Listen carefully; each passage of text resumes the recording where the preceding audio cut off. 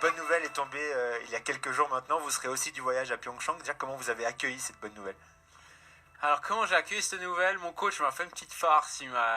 On savait pas trop au niveau des quotas, c'était un peu limite. Et le coach il m'a fait un peu la farce. Il m'a annoncé que je m'étais bien entraîné tout l'été, que j'étais un bon gars. Avec les sélections, c'est toujours des choix difficiles. Il m'a dit comme ça. Et moi j'étais tout seul avec lui. Je me suis dit ça va pas le faire. Et pour finir, il m'a juste dit ouais, mais bravo pour ta première sélection aux Jeux Olympiques. Et, ouais, c'était un super moment. Vraiment, après, je l'ai serré dans les bras. Il y a Joe qui est sorti de la chambre, il m'a pris aussi dans les bras. Et c'était vraiment un super moment. Ouais. C'est un rêve de gamin d'aller aux Jeux. Je pense que chaque athlète veut une fois participer aux Jeux Olympiques. Après, c'est beaucoup d'années de travail. Et c'est vrai que ça fait du bien, après toutes ces années de travail, d'avoir une grosse récompense comme ça. Vivre des jeux, c'est bien. De les vivre quasiment en famille, c'est encore mieux, non? Ah ouais, bah c'est sûr, avec la qualification de mon cousin, c'est vraiment super, quoi. Après, voilà, lui, c'était sûr un peu plus tôt que moi. C'était cool que j'ai pu pacter ma bonne course au bon moment. Et c'est vrai que c'est vraiment super pour toute la région de B et les environs. Qu'il y ait deux Bellerins qui vont aux Jeux Olympiques, c'est quelque chose de spécial, ouais. On a grandi ensemble quasiment toute notre vie, on est cousins. Ouais, je crois qu'on a passé beaucoup d'étapes et puis c'est vraiment quelque chose de spécial de vivre ça de cette manière. Et puis ouais, ça va être bon quoi qu'il arrive.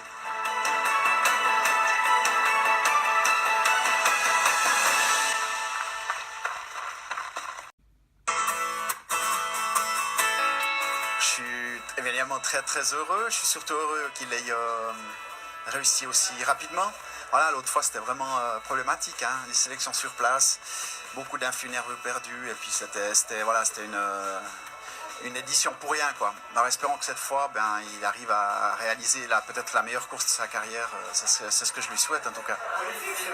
Moi, je stresse beaucoup quand même dans les courses. Maintenant, par rapport à sa carrière, ouais, je suis vraiment très fière parce que malgré tout, il est parti comme ça, un petit peu, pas sur un coup de tête, mais du moment où il a vu qu'il avait des bons résultats, il s'est projeté et puis il a vraiment assumé ce qu'il voulait.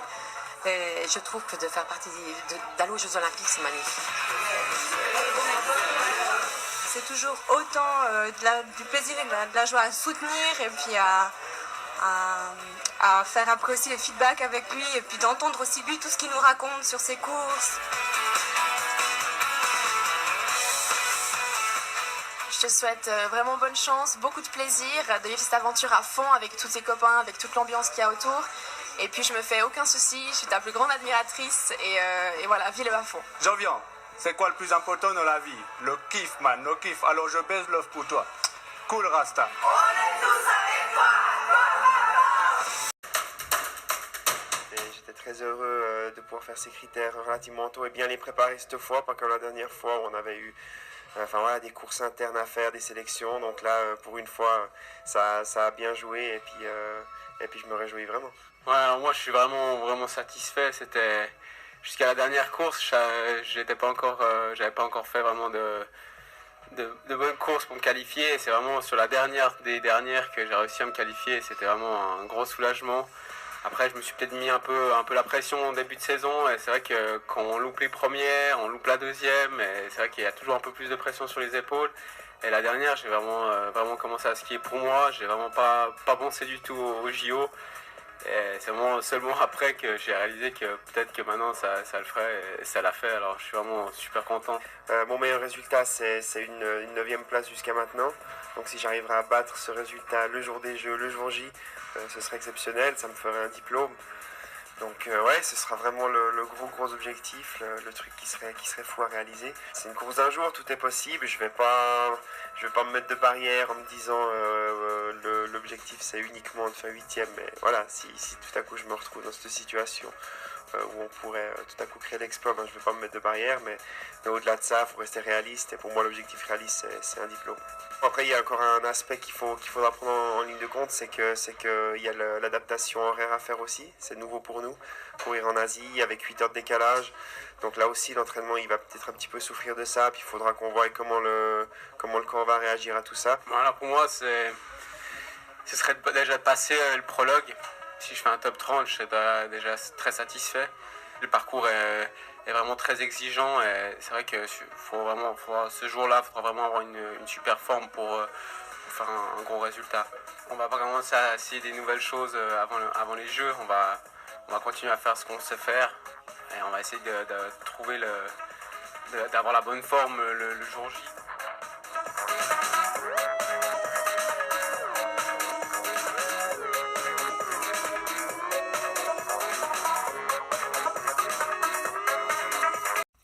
Demain, la commune vaudoise de B sera en effervescence, en ébullition, puisque 2 de ses enfants disputeront le sprint olympique en ski de fond. Jovion Ediger et Erwan Kieser font partie des 4 Suisses qui s'aligneront au départ du prologue. Et ce qui pigmente le tout, c'est que Ediger et Kieser sont cousins. Jean-Marc Rossier. Depuis toujours, ils ont fait les 400 coups à B où tout le monde les connaît. Avant de s'affronter adolescents sur la piste, malgré leurs différences d'âge. Demain matin à Pyeongchang, le duel des cousins prendra encore une toute autre tournure, même si chacun prendra le départ de ce sprint, avant tout pour lui. C'est un rêve de tout gamin de participer à des JO et franchement, je profite de chaque moment. J'aurais pas pu vivre l'expérience de la même manière si ça n'avait pas passé pour lui. Et puis je pense que aussi pour les gens à la maison, ça aurait pas pu être pareil si on n'était pas les deux. J'avais fait toutes mes écoles de ski avec Jovian, avec Daniel comme entraîneur. Et maintenant d'arriver à un niveau comme ça, c'est vraiment super. Je pense aussi pour tous les gens qui sont dans notre région, ils peuvent être fiers d'eux parce qu'ils ont fait du bon boulot et on va profiter à fond et on se réjouit de courir.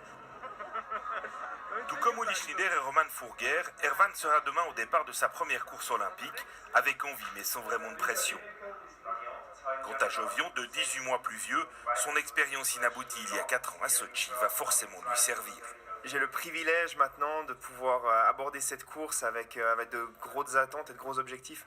Et puis alors c'est clair que ça met de la pression. Le prologue c'est un peu là où j'ai de la peine. Après normalement sur les quarts c'est où je me sens un peu mieux, mais vraiment le prologue c'est difficile à passer. Après voilà, il faudra bien skier vite et ça peut le faire. Ouais. Le prologue c'est une chose, mais l'objectif demain est néanmoins d'aller beaucoup plus loin. Il faudra passer le prologue, il faudra ensuite en quart de finale être super solide, réaliser quelque chose de grand. Et puis ensuite en demi, c'est là que se jouera ce diplôme pour éventuellement être en finale. Si on est en finale, tout est possible. Et pour savoir qui sera le meilleur pèlerin des deux.